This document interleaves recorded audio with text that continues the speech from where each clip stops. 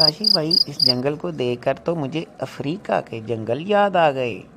آپ کو افریقہ کی ایک کہاوت ہے شکار کے متعلق، اس کی کہانی کا علم ہے؟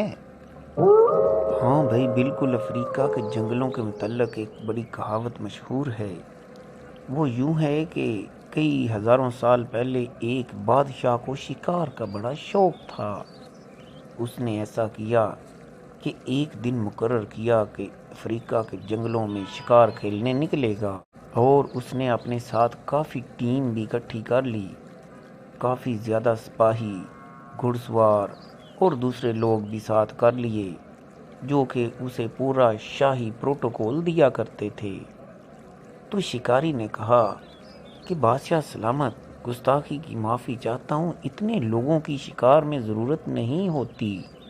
لیکن بادشاہ نے کہا نہیں، یہ پورے شاہی اہتمام کے ساتھ شکار کھیلا جائے گا۔ کیسا بے وقوف بادشاہ ہے بھائی، وہ شکار کرنے نکلا ہے یا کوئی بارات لے کے گیا ہے؟ اتنے آدمیوں کی کیا ضرورت ہے بھلا؟ ہاں، وہ جو ماہر شکاری تھا بادشاہ کے ساتھ، اس نے بھی یہی مشورہ دیا کہ زیادہ آدمیوں کی ضرورت نہیں ہوتی، بلکہ اس طرح تو زیادہ مسائل جنم لیں گے۔ شکار میں تو خاموشی بڑی ضروری ہوتی ہے۔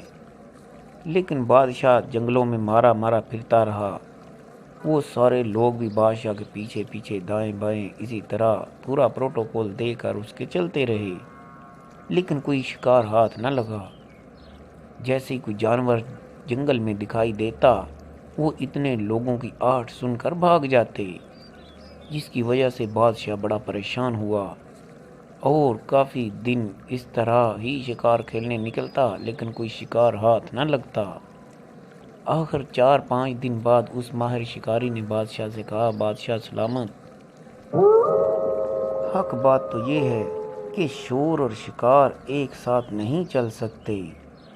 آپ اس بات کو تسلیم کر لیں اور لوگوں کی تعداد کو کم کر دیں۔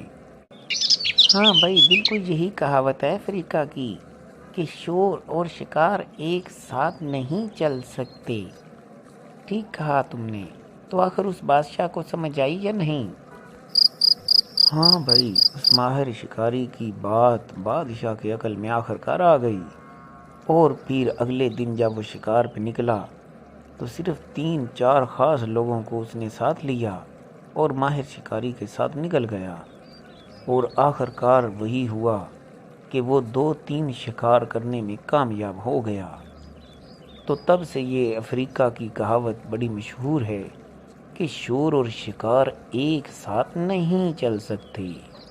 ہاں بھائی چلو اب گھر چلتے ہیں، موسم بھی کافی خراب ہو رہا ہے، اور یہ جانوروں کی آوازیں مجھے تو بہت ڈر لگ رہا ہے بھائی۔ بھائی فکر کیوں کرتے ہو؟ آپ کو دیکھ کر تو جانور ویسے ہی ڈر کے بھاگ جائیں گے کہ کس مخلوق کے واسطہ پڑ گیا۔ تو جی، ایک تو آپ کی ہنسی راستے میں پڑی ہوئی ہے۔ کمال کرتے ہو۔